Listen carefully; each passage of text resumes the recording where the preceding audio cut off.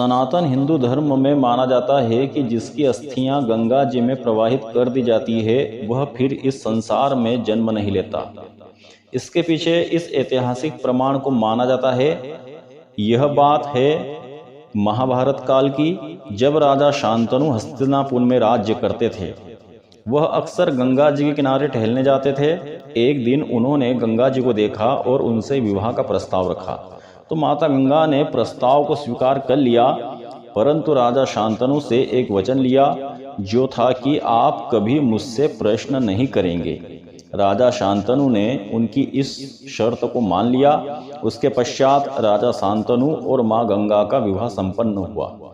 जब माँ गंगा ने प्रथम बच्चे को जन्म दिया तो उन्होंने उस नवजात शिशु को ला करके गंगा जी की धारा में प्रवाहित कर दिया।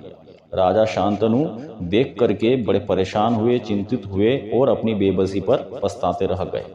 दूसरी बार भी माता गंगा ने ऐसा ही किया, अपने नवजात शिशु को गंगा जी की धारा में प्रवाहित कर दिया।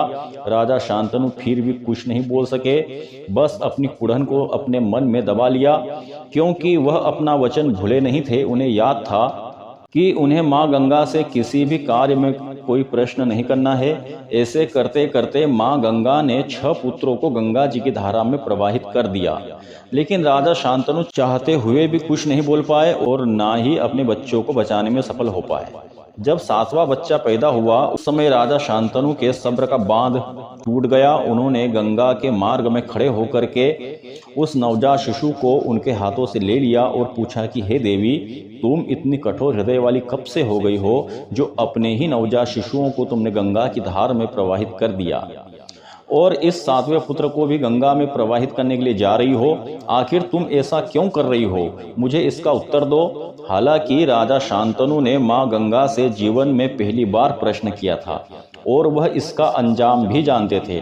तो माँ गंगा ने कहा कि हे महाराज, मैं ब्रह्मा की मानस पुत्री हूँ और ब्रह्मा के मानस पुत्र जो मेरे ज्येष्ठ भ्राता हैं वशिष्ठ ऋषि, उन्होंने मुझे श्राप दिया था कि इस धरती लोक पर मेरे 7 पुत्र पैदा होंगे, जो नाना प्रकार के कष्ट भोगेंगे और धर्म संकटों के जाल में फंसे रहेंगे। जो मुझे पता था, इसलिए मैं उन पुत्रों को इस संसार चक्र में भटकने नहीं देना चाहती थी, इसलिए उन्हें मोक्ष का मार्ग प्रदान किया। लेकिन आपके द्वारा यह 7वां पुत्र रख लिया गया है, जो इस संसार में बहुत दुख भोगेगा, पग पग पर धर्म इसकी परीक्षा लेगा और आप भी यह सोचने पर मजबूर हो जाएंगे कि आखिर मैंने इसे गंगा के हाथों से क्यों छीना।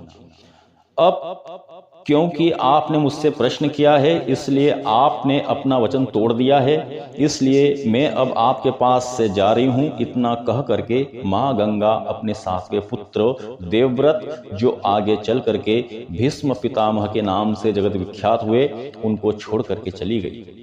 तभी से हिंदू धर्म में माना जाता है कि जिस मृतक की अस्थियां मां गंगा में प्रवाहित कर दी जाती है, वह फिर इस संसार चक्र में भटकने के लिए दोबारा नहीं आता, यानी कि उसका मोक्ष हो जाता है और वह इस जन्म मरण के चक्र से छूट जाता है। तो प्रिय मित्रों, यह था गंगा जी में अस्थियां विसर्जित करने का पौराणिक महत्व। यदि आपको यह वीडियो पसंद आया है तो इसे लाइक करें, इसे शेयर करें और इस चैनल को ऐसे ही रोचक जानकारियां देखने सुनने के लिए सब्सक्राइब कर लें। इस वीडियो में इतना ही। आगामी किसी और रोचक जानकारी को लेकर के आपके सामने प्रस्तुत होंगे।